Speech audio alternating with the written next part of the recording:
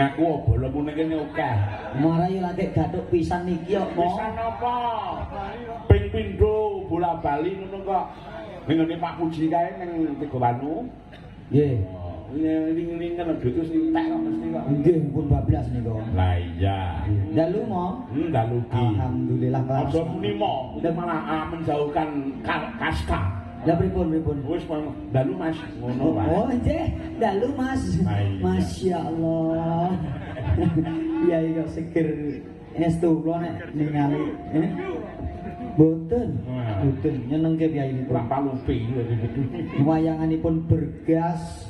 Dasaripun nggih cucut cancut. Mumpung Pak Bono tasih sugeng niku nek Mas Tani ngeni. Masya Allah. Niku kagem pametut kula lan kanca-kanca sing tesih-tesih muda menika sing nem-nem. Atasipun gawe sepuh semangatnya masih luar biasa. Aku belum tua. Sepong iki aku belum tua. Umurku lagi 42 kok. Musik to?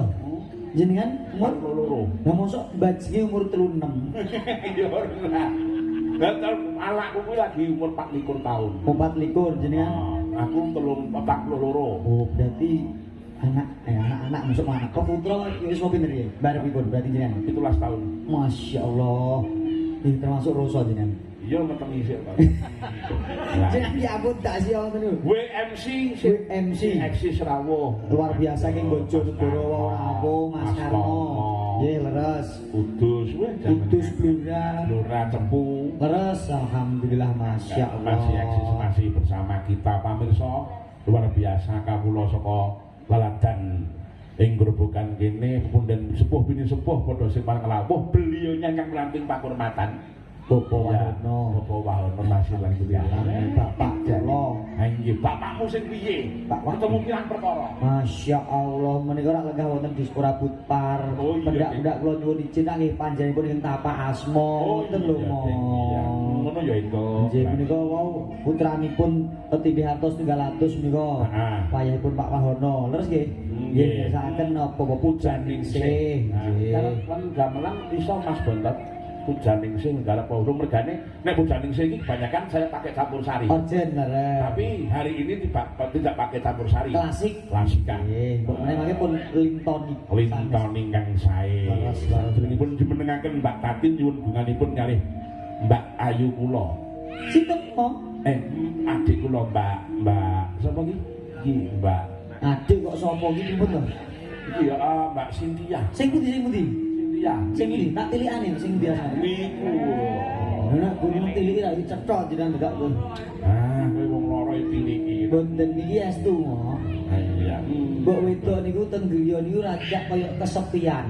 Sapa? Mbok wedok. Saras. Nggih. Lah niku memeling kalih kula, Mas, nek padha kanca kita gelem takjak kanca ning omah jakan mulih. Mbok menawa Mbak Sintia mengke longgar kan iso ngancani mbok wedok.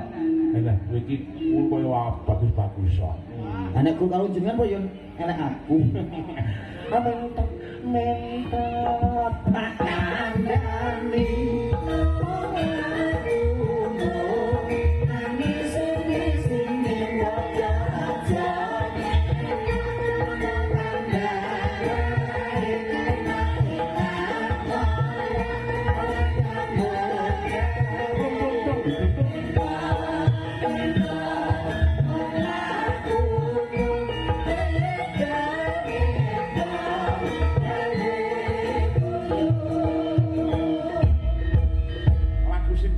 Dening Dik Sintia ki mengko ngangkon rasa.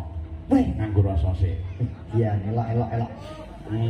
Wah, nek panyupan nyuwun ngapunten, Pak. Niki kula rencang ing Klaten. Mong sak pronane eneng pengendang payub kula gadah.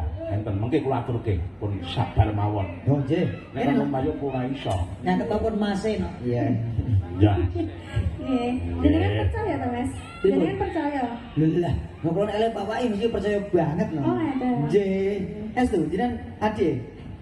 Adik. Alhamdulillah. Sampeyan pun rate krungu mung tau mireng sing asmane Ki Mujaka Joko Raharja. Ampun paham banget. Biayi saking pundi darang ing pundi? Anu Gombang. Gombang pundi? Gombang Boyolali. Nah, niki putrane Pak Jungkung. Oh iya, Masya Allah. Putrane Pak Jungkung. Waduh, sing kaget ki aku kok melu-melu kaget iki to. Kok sing dicitani kaget ki aku kok Zaman nem-nemanipun Swargi Mbah Joko Rajo niku asring sangat ngasta dhateng wilayah Grobogan Purwodadi niki. Oh, nggih. Lah niku ingkang barakan teng Grobogan niki Pak Di almarhum Pak Di Kadam. Oh, nggih Pak Kadam. Wonten nika. Nggih. Nah, ayo Nduk. Tak diaturke lagune ya kuwi lagon kalyane teng Rama dhewe. Aku gandrung. Dari iki mengko njaluk timbang ana katresnanku ditayuke mumpung aku duwe pengendang tayub elok tur ya milasa. Nggih. Nyatung bawa mboten. Bawa. Aku ngerti pengendangin ngerti aku. Sinten? Bilu. Prasuri, Mbak. Ayo, Mbak. Arep piye bilu ki tau seneng bojoku biyen. Kok mboten jenengan soke? Hah? Kok mboten bisa Bojoku ora mentolo kok. Ya.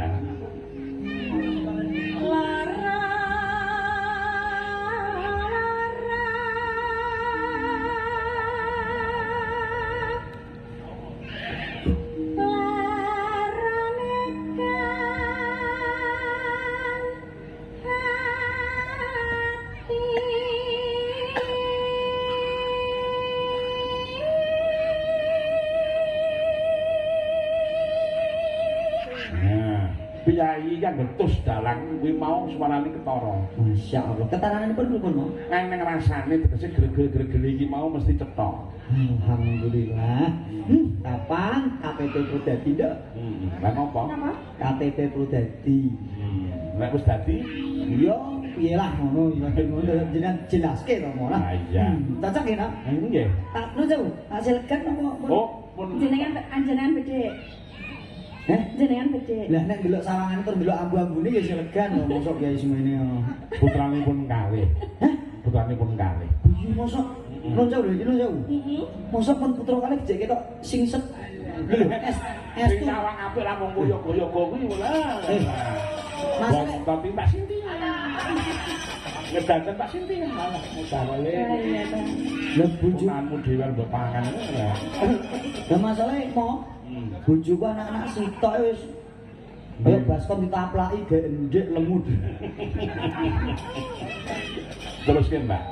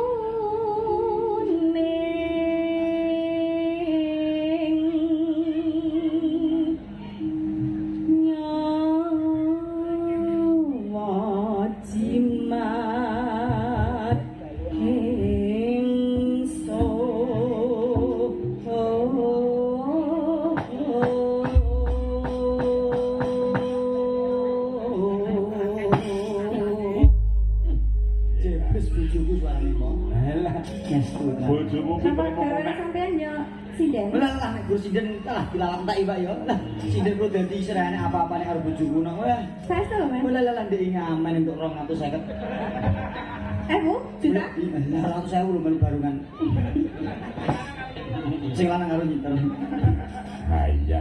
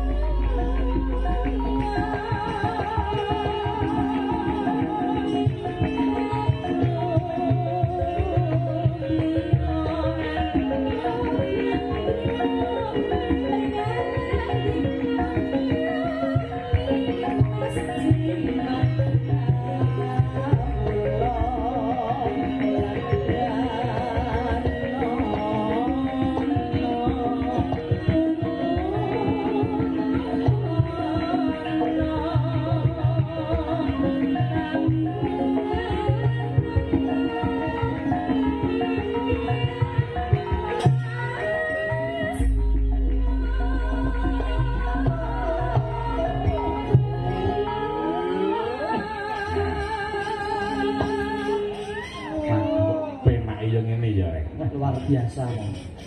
Nah, sing ngarangi yo empu tenan kok. Neng neng